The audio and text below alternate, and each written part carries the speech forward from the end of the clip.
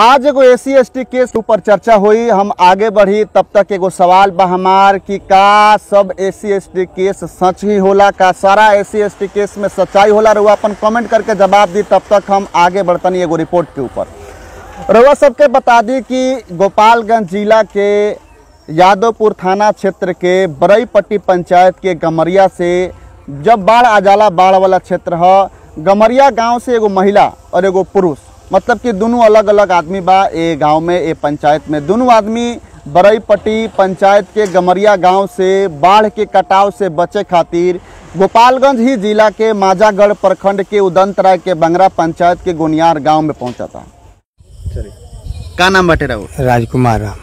राजकुमार राम, हाँ। अच्छा, रुआ लोग गई रहनी एजी से, और घर कहाँ बाटे एजी? बरईपट्टी पंचायत गांव नवादा एजी, हाँ। अच्छा, एजी से रुआ लोग गोनियार गई रहनी, गोनियार प्रखंड के गोनियार में। हाँ, गोनियार गौर निशो हमनी के बाढ़ पीड़ित रहनी सो, ओकरा कटाव और बाढ़ के से बहुत तंग आके गौर निशो गोनियार में। अच्छा, वो रुआ लोग टेम्पोररी घर बनवले रहनी कि परमानेंट घर? टेम्पोररी बन रहे, परमानेंट खातिर हमनी के जमीन के परमानेंट ओकरा कहल रही, जौन की जमीन के कागज होके, है ना।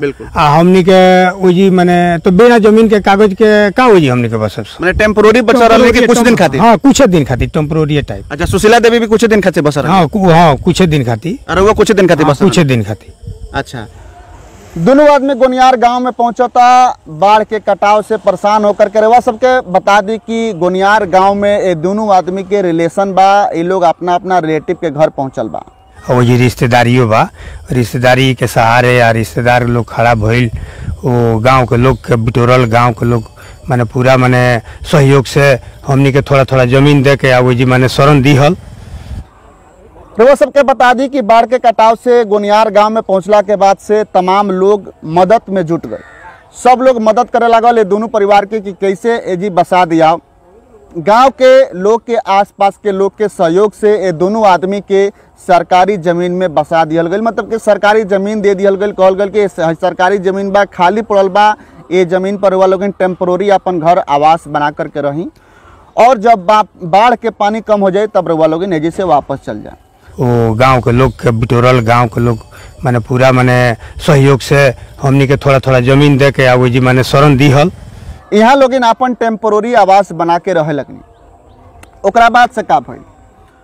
ओकरा बाद से पंचायत सरकार भवन बनावे के बात चले लागल। पंचायत सरकार भवन बनावे के जब बात चले लगल तो उदंतराय के बंगरा पंचायत के बंगरा गांव के कुछ लोग के रहे कि मुख्यालय में पंचायत सरकार भवन बने के चाहिए, जौन की सही बात बा कि मुख्यालय में ही पंचायत सरकार भवन बने के चाहिए। तमाम पदाधिकारी के रिपोर्ट के बाद बिहार पंचायत सरकार भवन जौन बा उदंतराय के बंगरा पंचायत में मुख्यालय जौन बा बंगरा में जमीन ना मिल पावल, जौना के बाद से पदाधिकारी लोग जमीन खोजे लागल। तो गोनियार गांव में सरकारी जमीन मिलल। जी हाँ, वह सरकारी जमीन जौना सरकारी जमीन पर राजकुमार जी और सुशीला देवी जी अपन टेम्पोररी आवास बना के रहत रहला। हमारे से बतावल गई कि वो जी कुछ सरकारी भवन बनता, तो हम कहनी चली हमरो सहयोग रही, हमारा तब ये जी बाना रहे के। तो हम मुखिया जी से कहनी कि मुखिया जी हमरा के का व्यवस्था करते, हम गरीब आदमी बनी, आई से भाड़ा किराया 1000-1200 रुपया लागी, तब तक हम जा ना पाए। तो मैं कहनी ना ओकर खातिर सहयोग दिया जाए, रुआ के कुछ रुआ से दे दे, कुछ हमनी के दे दे। यही सहयोग से हमनी के अपन ईटा आ कुछ सामान कुछ रहे, कुछ अपन ओढ़ना बिछौना रहे, वो अपन लेके हम अपन चलिए नहीं। जैसे ही बाढ़ के कटाव से बचे खातिर सुशीला देवी और राजकुमार जी उदंतराय के बंगरा पंचायत जौन की माजागढ़ प्रखंड के अंतर्गत पड़ेला, वो लोग पहुंचल तो तमाम लोग गांव के लोग इकट्ठा हो गए, मदद कैल। केहू बांस दिहल, केहू खर दिहल, केहू खाए के अनाज दिहल, केहू वो लोग के पशु के खाए खातिर चारा दिहल। टेम्पोररी में वो जी हम गए रहनी, कोनो को वो बात नहीं किया। आ वो गांव के लोग बहुत प्रेम दिहल हमरा के। आ जहाँ से केहू बांस दिहल, केहू खर दिहल, केहू ओढ़ना बिछौना दिहल, मवेशी ले गए 2-4 गो, तो मवेशियों के लहना होना कुली भूसा वूसा लोग दे छहा के। कोई जना तो खाना भी दिहल हमरा के खाए के कि ये बारे अपना तालनी के चूल्हो नहीं खे तो हमरा घर से खाना लिया के खा लो, हम लिया के खोनी, कुछ हितैयो से आयल तो वो खोनी।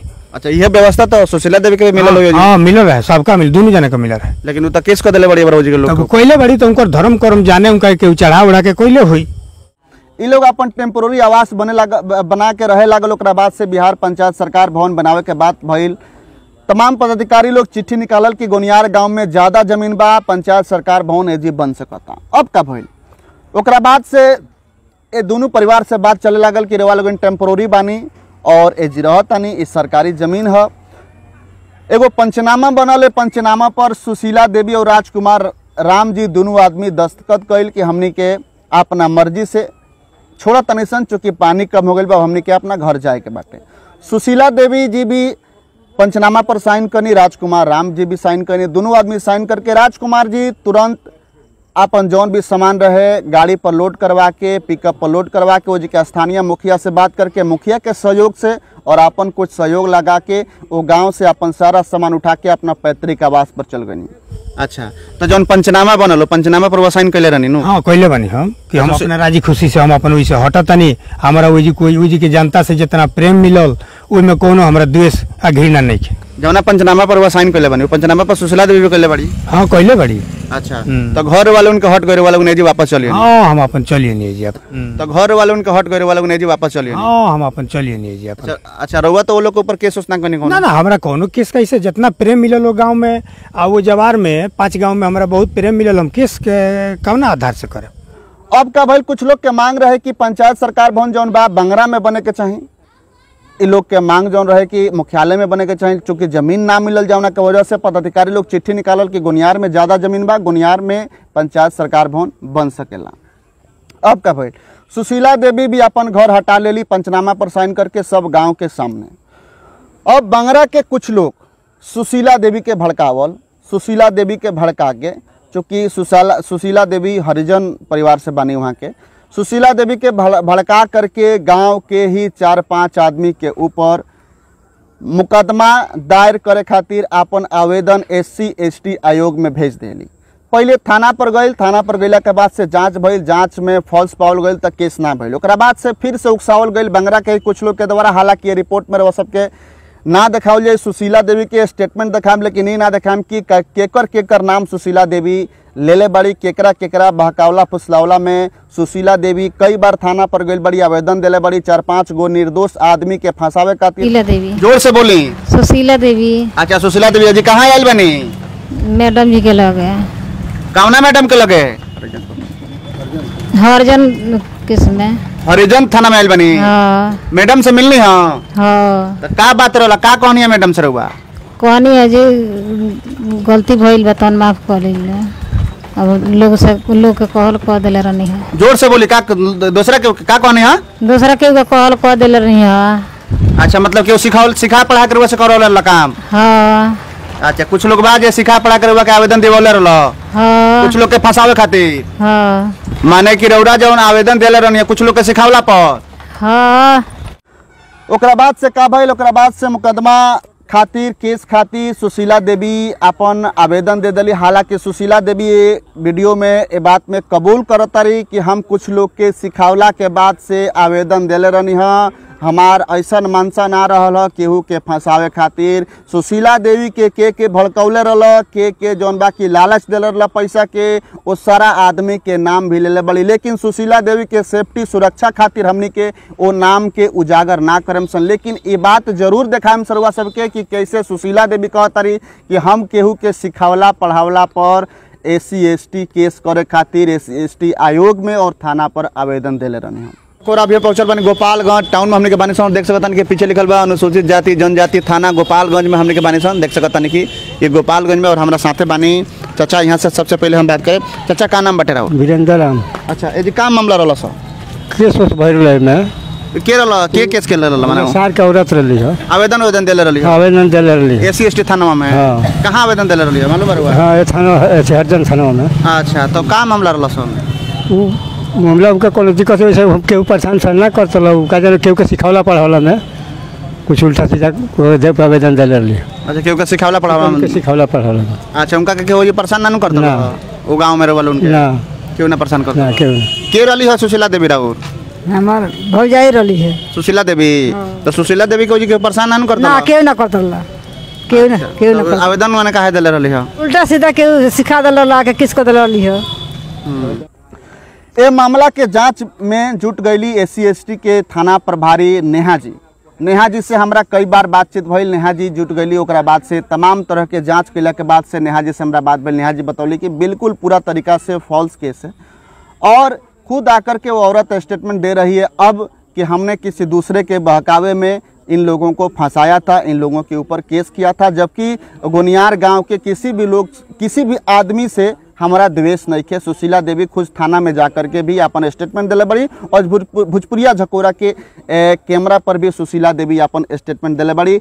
और राजकुमार राम के रुआ स्टेटमेंट सुननी है, देखनी है कि राजकुमार राम जी साफ तौर पे कहता नहीं कि ओजी के लोग हमने के बसावल, ओजी के लोग हमने के मदद कइल, लेकिन रुआ साथे गइली बाढ़ से बचे खातिर, बाढ़ के पानी से बचे खातिर वो गइनी, सुशीला देवी गइली, लेकिन सुशीला देवी तो ओजी के लोग के ऊपर केस कर दली। तब को दली तब उनका का धर्म कर्म लागता, जौने फुलवारी में फूल रहली वही में अब काठी तुरत रही, तब उनको धर्म कर्म जाने तो हम कैसे केस कर दिए ओजी के लोग के ऊपर। लेकिन कुछ लोग के सिखौला के बाद जाके सुशीला देवी SC/ST के केस कर दहली ओजी के कुछ लोग के ऊपर। सुशीला देवी, जोर से बोली। सुशीला देवी। अच्छा, सुशीला देवी जी कहाँ आयल बनी? मैडम जी के लगे। कौना मैडम के लगे? हरिजन किसमें? हरिजन थाना में आयल बनी। हाँ। मैडम से मिलनी? हाँ। हाँ। तो का बात रहा, का कहनी है मैडम से रहुआ? कहनी है जी गलती भइल बा तन माफ कर लीजिए। अब लोग के कहल कह दिले रहनी है। जोर से बोली। का दूसरा के का कहनी है? दूसरा के कहल कह दिले रहनी है। अच्छा, मतलब कि सिखा पढ़ा कर से करवाला काम? हाँ। अच्छा, कुछ लोग बा जे सिखा पढ़ा कर के आवेदन देवले रहल। हाँ। कुछ लोग के फंसावे खातिर। हाँ। माने कि रौरा जौन आवेदन देले रहनी है कुछ लोग के सिखावला पर। हाँ। कि सुशीला देवी पढ़ल लिखल भी नहीं की, सुशीला देवी साइन भी नहीं कर सका, ठेपा देली, तो सुशीला देवी इंग्लिश में चिट्ठी लिख के कैसे SC/ST आयोग के भेज सकता रही? सबसे बड़ा सवाल बा। मतलब कि साफ ई जाहिर हो जाता और जांच रिपोर्ट में भी खुलासा हो गई बा कि कुछ लोग के सिखावला के बाद से सुशीला देवी SC/ST आयोग के आवेदन दिले रही केस करे खातिर और थाना पर बार बार जाके कहत रही कि केस कर दीजिए मैडम, केस कर दीजिए। तो देख सकता नहीं कि कैसे SC/ST केस के षड्यंत्र रचल जाता, कैसे कुछ लोग आवता, जाल बिछावता और कुछ लोग के फंसावे खातिर हरिजन परिवार के जो सुशीला देवी रही है उनका के इस्तेमाल कल गई हो कि तू बाड़ू हरिजन, तू SC/ST केस कर दे बोलू तो ये लो फंस जाइलो, ये लो मजबूर हो जाइलो। और जौन हमनी के मनसा रहा कि पंचायत सरकार भवन यदि बनता तो बंगरा में बने के चाहिए, गोनियार में ना बने के चाहिए, तो कहीं ना कहीं हमनी के वो लोग रहला कि हमनी के मकसद भी पूरा हो जाए कि हमनी के चाहत रहनी से मुख्यालय में पंचायत सरकार भवन ना बनल तो गोनियार में भी पंचायत सरकार भवन ना बने के चाहिए। तो कई तरीका के कई गो मतलब कि भोजपुरिया झकोरा के द्वारा रिपोर्ट भी एक पहले भी चलावल जा चुकल बा, लेकिन SC/ST केस के सच्चाई हम सोचने की जनता तक पहुँचाई काहे कि SC/ST केस से बहुत लोग ग्रसित बाटे और झूठा आरोप लगा के, झूठा बात बना के कुछ लोग के सिखावला पढ़ावला में कुछ लोग जाके SC/ST केस कर देता, कुछ निर्दोष आदमी के फंसा देता। ये वीडियो के ज़्यादा से ज़्यादा रुआ शेयर करी ताकि वो लोग के पास में वीडियो पहुँचो जे SC/ST के निर्माता बा, जे SC/ST के कहता कि ना एकरा से न्याय मिलता परिवार के। देख सकता कि कैसे कुछ लोग के बहकावा में जाके सुशीला देवी कुछ निर्दोष लोग के फंसावे के प्रयास करते रही हो, लेकिन थाना प्रभारी के द्वारा निष्पक्ष रूप से जांच भइल नेहा मैडम के द्वारा और जांच करके एकरा के खुलासा कल गई कि कुछ लोग के बहकावा सिखावा में जा करके। तो देख सकता नहीं कि आगे भी हमरा बुझाता कि तमाम तरह के देश में अलग अलग थाना में अलग अलग कोर्ट में ऐसा हजारों लाखों करोड़ों मामला हो जौन षड्यंत्र के तहत SC/ST केस के करे के प्रयास कल गई हो, कुछ लोग के फंसावे के प्रयास करल जात हो। लगातार हमनी के बनल बनी सन वीडियो के ज़्यादा से ज़्यादा शेयर करे।